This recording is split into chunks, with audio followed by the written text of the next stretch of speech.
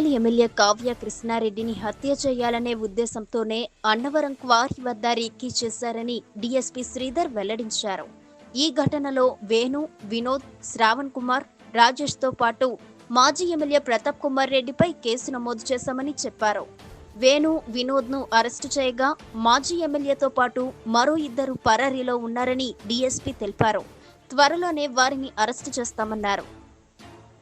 కావలి sub division పరిధిలోని జల్లదంకి మండలంలో Gattupalli revenue దానికి సంబంధించిన గురు రాఘవేంద్ర స్టోన్ క్రషర్స్ నందు సూపర్వైజర్గా పనిచేస్తున్నారు. ఏడుకొండలు సొంగ ఏడుకొండలు సన్ ఆఫ్ రమేష్, వయసు 40 సంవత్సరాలు. అతను పనిచేస్తున్నాడు. అతను ఇచ్చిన ఫిర్యాదు మేరకు నిన్న రాత్రి కేసు కట్టడం జరిగింది.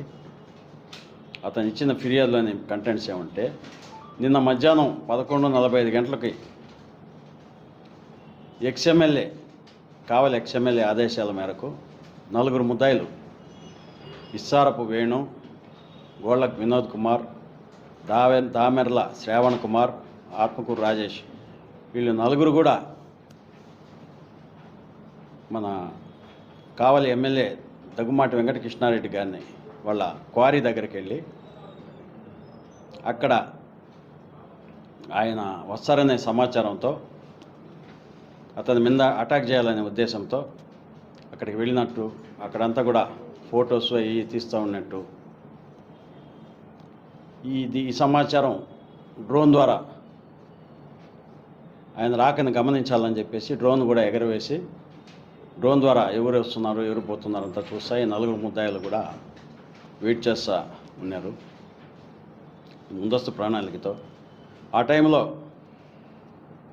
ఈ ఫిర్యాది కొంతమంది క్రషర్స్లో పనిచేసే కొంతమంది అది పసిగట్టి ఎవరు మీరు ఏందని వాళ్ళని అడ్డుకునేదానికి ప్రయత్నించగా వాళ్ళ మీద కూడా దాడి చేసి వాళ్ళని రాళ్లతో కత్తితో చంపేందుకు ప్రయత్నం చేసినారు వాళ్ళని.